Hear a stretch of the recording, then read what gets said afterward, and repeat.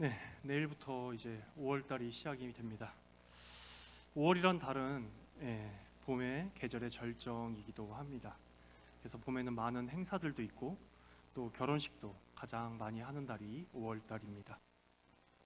또 5월 달에는 어린이날도 있고 어버이날도 있고 스승의 날도 있고 부부의 날도 있는 등 정말 많은 기념일들이 있습니다. 그러하기에 5월을 가정의 달이라고도 합니다. 하나님께서 우리 피조물에게 주신 가장 큰 선물 중에 하나인 바로 가정에 대해서 오늘은 말하고자 합니다. 오늘 설교는 크게 두 부분으로 나눌 수 있겠습니다. 먼저 1절부터 3절의 내용으로 자녀들에게 하나님께서 주신 말씀이고, 또한 4절은 부모들에게 주신 하나님의 말씀입니다. 먼저 1절부터 3절은 얼핏 보기에는 마치 자녀들이 부모들에게 어떤 의무를 해야 하는 의무로만 보이기도 합니다.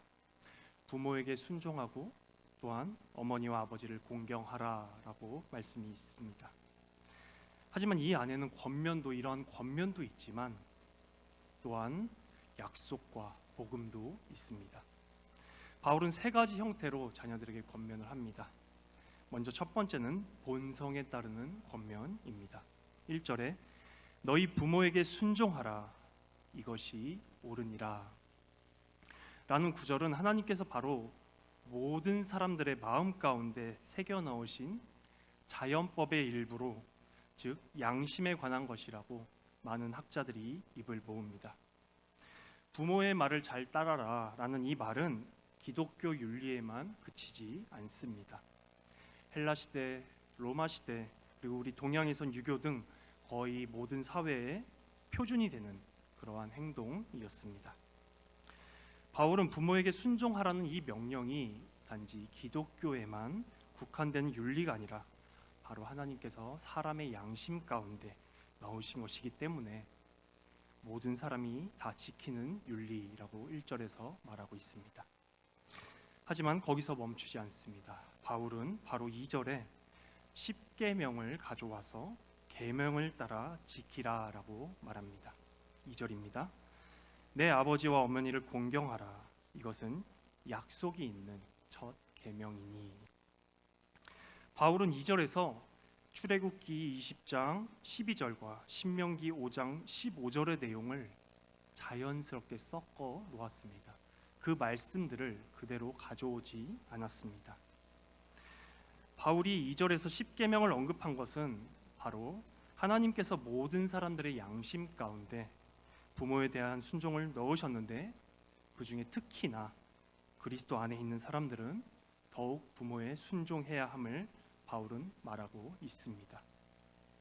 왜 그리스도 안에 있는 사람들은 더욱 그러해야 할까요? 그것은 바로 그 부모라는 권위를 주신 분이 바로 하나님이시기 때문입니다. 우리는 부모를 선택해서 태어날 수 없습니다. 태어나면서부터 하나님께서 우리의 부모를 정해주셔서 우리는 태어납니다. 때론 우리의 부모가 하나님의 성품을 드러내지 못하더라도 자녀들은 부모 너머로 그 부모에게 권위를 주신 하나님께 순종하듯이 부모에게 순종을 해야 한다고 십계명을 통해서 바울이 말하고 있습니다. 그러면서 3절에서는 바로 약속에 대해서 이야기를 합니다. 3절입니다. 이로써 내가 잘되고 땅에서 장수하리라.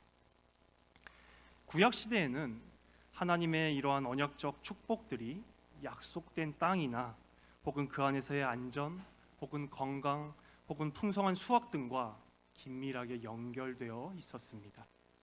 이 말의 의미는 바로 구약 시대에 하나님의 말씀에 기쁨으로 순종하면 이 땅 가운데서는 물질적 풍요와 장수를 약속하셨습니다. 그래서 구약의 백성들은 하나님과 함께할 때, 하나님께서 그들과 함께 하실 때 물질적 풍요를 누리고 장수했지요. 하지만 신약의 백성들은 다릅니다. 그러하기에 바울도 여호와가 내게 준이라는 표현을 뺐습니다.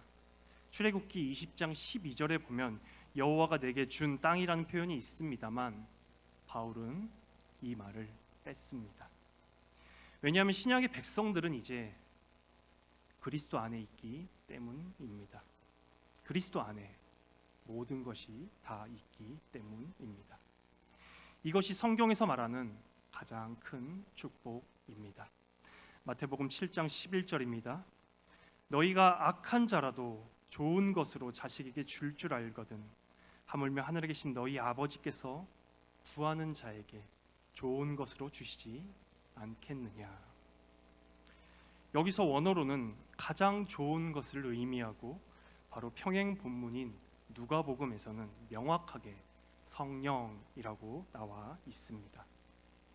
성령 하나님의 가장 큰 역사하심은 바로 교통하심으로 우리를 예수 그리스도께로 인도해 주시는 것입니다.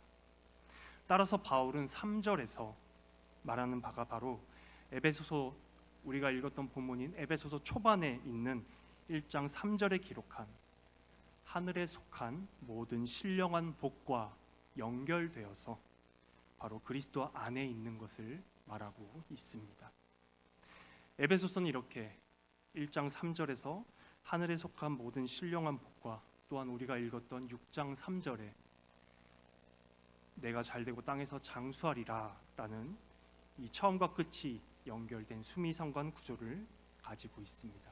바로 복이라는 의미이고, 그 복은 하나님께서 우리와 함께 하시고 또한 성령께서 우리를 그리스도께로 인도하시는 그 복입니다.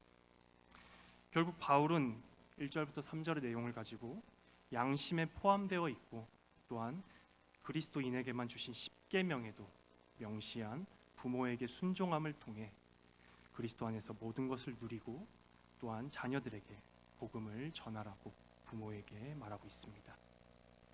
그리스도 안에 있는 자들은 하나님께 기쁨과 감사함으로 순종함으로써 하나님의 사랑과 예수 그리스도의 은혜를 머리가 아닌 가슴으로도 누리고 기뻐하고 즐거워하게 됩니다. 즉 복음적 순종을 통해서 삼위 하나님의 사랑을 경험하고 느끼고 누립니다. 두 번째로 4절입니다. 또 아비들아 너희 자녀들을 노엽게 하지 말고 오직 주의 교훈과 훈계로 양육하라. 바로 바울은 부모에게 어떻게 행동해야 할지도 말해줍니다. 바로 부모들에게 준 그 권위를 행사하는 것이 아니라 억제하라고, 바울은 억제하라고 촉구합니다. 자녀들은 부모들의 모습을 통해서 하나님을 암시적으로 경험합니다. 그러하기에 부모가 권위적이면 자녀들은 암묵적으로 하나님을 권위적으로 생각하게 됩니다. 반면에 부모가 친근하고 사랑이 넘치면 자녀들은 자연스럽게 하나님이 그러한 분이라고 선포될 때 이를 잘 수용하고 받아들이게 되지요. 또한 부모는 주의 교훈과 훈계로 양육하여야 합니다. 부모는 자녀들에게 바른 성경적 지식과 하나님에 대해 바르게 전할 의무가 있습니다. 그 의무는 무시한 채 지키지 않고 무조건 십계명의 말씀만으로 자녀들에게 순종하라고 할 때 그 말에 권위가 과연 서게 될까요? 그렇지 않습니다. 그리고 보통 부모들이 자녀들에게 순종하라는 말을 보통 언제 할까요? 거의 대부분 자녀가 부모의 말을 듣지 않을 때 그 말을 사용합니다. 이렇게 분위기가 안 좋아할 때 자녀에게 그 말을 사용하는 것은 바로 말로 자녀를 때리는 것과 다를 바가 없습니다. 그리고 결혼한 자녀는 이제 더 이상 부모에게 속한 자녀가 아니라 결혼 당사자에게 속한 자녀이기도 합니다. 창세기 2장 24절입니다. 이러므로 남자가 부모를 떠나 그 아내와 합하여 둘이 한 몸을 이룰지로다. 결혼한 자녀는 이제 더 이상 부모에게 속하지 않습니다. 하나님 앞에 혼인 언약을 맺은 결혼 당사자에게 속한 사람들입니다. 그래서 순종의 순서도 바뀌게 됩니다. 배우자와 부모 사이에 갈등이 있다면 당연히 배우자 편에 서서 말하는 것이 성경에서 말하는 진리입니다. 부모의 편에서 부모의 편에 서서 배우자를 뭐라고 하는 것은 어디서 나온 가르침인지 모르겠습니다만 성경에서 말하는 진리는 서로가 서로에게 가장 큰 편이 되고 힘이 되는 것입니다. 이렇게 남자가 부모를 떠난다는 내용은 마가복음 10장 7절, 에베소서 5장 31절, 마태복음 19장 5절에 나와 있습니다. 신구약 성경 도처에 깔려 있지요. 바울은 4절을 통해서 자녀를 주 안에서 바르게 양육해야 할 부모의 의무를 말하고 있습니다. 그리고 결혼한 자녀는 더 이상 부모에게 속하지 아니하고 결혼 당사자에게 속해 있습니다. 오늘 설교의 결론입니다. 여기까지만 듣고 부모가 자녀에게 순종과 공경할 것을 주장하고 또한 자녀는 부모에게 바른 가르침을 달라고 주장하면 그 가정은 어찌 될까요? 그 가정은 시끄럽게 될 것입니다. 서로가 서로의 권리만 주장하면 질서가 어지럽혀지고 평화가 깨집니다. 오늘 설교의 복음입니다. 우리 구주이신 예수 그리스도께서 어떻게 하셨는지를 보시면 좋을 것 같습니다.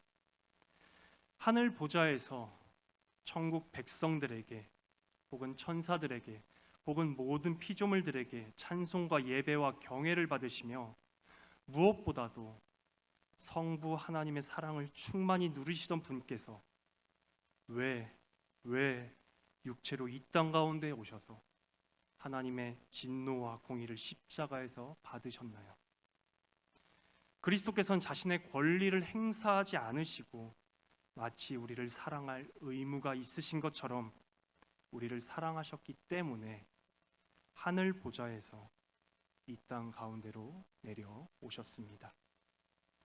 하나님께서 이 땅 가운데로 내려오시는 것은 그분의 의무가 아니었습니다. 오히려 우리를 향한 사랑이셨죠. 그분께서는 오히려 하늘에서 찬양과 경배와 예배를 받으시는 것이 그분의 권리셨습니다. 요한복음 10장 18절입니다.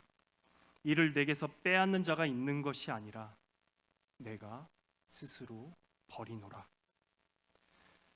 또한 그분께서는 나병 환자들을 고쳐주실 의무가 없으셨지만 고쳐주셨고 심지어 만지시며 나병 환자들을 고쳐주셨습니다.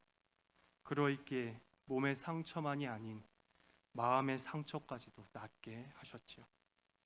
어린아이들을 축복할 의무가 없으심에도 어린아이들을 축복해 주셨습니다. 저는 자들을 고치시고 죽은 자를 살리실 의무가 없으심에도 불구하고 살려주시고 고쳐주셨습니다.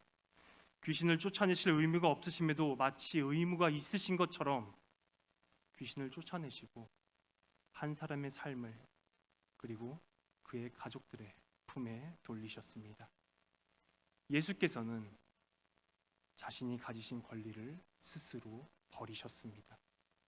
그리고 우리를 사랑할 의무가 있으신 것처럼 우리를 사랑하셨습니다.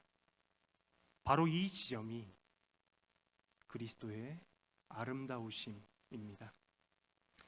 하나님이신 분께서 우리에게 무엇인가를 하실 의무가 없으시고 오직 예배와 경배를 받으실 권리만 있으신 분입니다. 하지만 자신의 권리를 스스로 버리시고 자신이 행할 의무가 없으심에도 의무가 있으신 것처럼 우리를 사랑하십니다. 다른 세상의 공동체에서는 자신의 권리를 주장하지 않으면 흔히 말하는 호구라고 말합니다. 하지만 그리스도 안에 있는 우리의 가정에서는 자신의 권리를 주장하는 것이 아니라 마치 자신의 의무가 있는 것처럼 의무만 있는 것처럼 부모가 자식을 사랑하고 자식이 부모를 공경할 때 하나님께서도 그 가정 가운데 신령한 하늘의 복을 내려주실 것입니다. 그리스도께로 오십시오. 수고하고 무거운 짐진 자들아 다 내게로 오라. 내가 너희를 쉬게 하리라. 그리스도 안에서 우리가 그러해야 하는 이유는 바로 우리를 부르시고 우리를 이끄시는 삼위 하나님께서 바로 그러한 분이시기 때문입니다. 우리 낙형교회 가정에서만큼은 서로의 권리를 주장하지 말고 오직 서로 의무만 가진 것처럼 서로 사랑하여 천국의 향기를 드러내는 그 공동체가 되기를 진심으로 소망합니다.